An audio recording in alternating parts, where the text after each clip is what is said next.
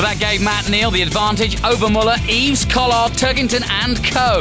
as they headed for that all-important second race. Honda out front though at the early stage in the season. The second start of the day, we're waiting now, the lights are on, and it's a very quick change as they go out. A good start from Rob Collard from the second row, although the gap is closed in front of him, and it's Ivan Muller who again gets off the line extremely well. Oh, Collard squeezing into second place there. Collard into second, Matt Neal's dropped down to third, and behind him there's a good battle between Colin Turkington and Dan Eves as they come through Redgate. It's Ivan Muller with the early advantage. Look at Plato on the inside in the Sayano. He's hit Turkington, I think, and off goes the Vauxhall. Colin Turkington is on the grass. Can he keep it off the tyres? Oh, he's skating on the grass, but it may well be damage to the suspension as well as to the front bumper, and Turkington in big trouble in the early stages.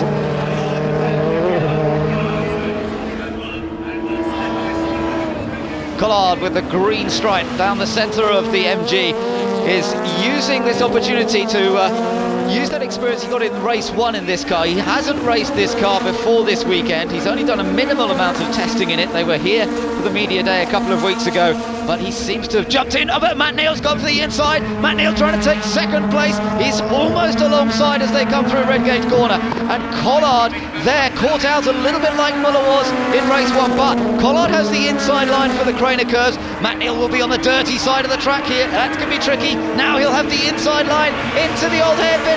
Oh, and finally he completes the move. Great side-by-side racing, and a lot of respect shown for each driver there, because they didn't want a repeat of that incident on the first lap, but certainly they were giving each other just enough room. But Matt Neal back on a charge.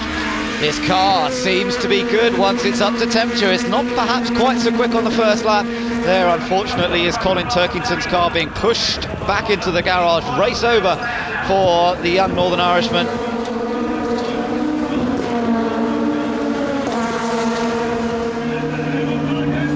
Collard's gone for a second place. He's down the inside, rubbing wheel arches as they come through. There's a car going slowly on the inside there, but it's not going to affect them. James Kay limping round, but Collard into second, or is he? Because Matt Neal's still got the inside line through the Craners. They're still side by side. Oh, Collard with a good speed through the second section there, and surely now he's retaken second place.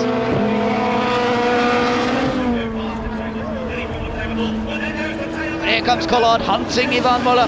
Moves to the outside. Muller, though, as we saw, is quick through the chicane. He bounces over the curve, uses some of the grass, stays ahead and goes on to the final lap. Can Collard do what Matt Neal did in race one and find that little chink in Ivan Muller's armour? It's difficult to see where it's going to come. I suppose really the chicane is the best bet, but Muller couldn't defend into there. He's not going to be looking, leaving the door open. Look at him looking in the mirrors. He doesn't want to get done again. He needs to score that first victory for the Astra. He looks under pressure today. You don't often see Ivan Muller really trying that hard, but I think he's trying very hard here today. And now Rob Collard has only got a few corners in which to challenge. Now, this is the area where Matt Neal nipped through in race number one. Watch Ivan Muller's line. He defends this time. He's on the inside line, and that's the place to be because it prevents Collard getting alongside. Now he's just got to keep it clean up through Coppice.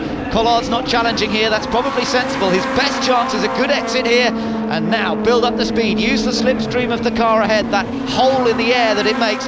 Can he now slipstream past the Vauxhall as they head down towards the chicane, looking to try and get down the inside? Muller's not going to leave him room there. His only hope is to go around the outside, but that's risky, and he slots in behind. Collard, I think, is going to have to settle for second. He's pushing Muller almost as they come out of the final corner, but it's the Frenchman, Ivan Muller, who holds on to take the first ever win for the Vauxhall Astra Sport Hatch on its debut.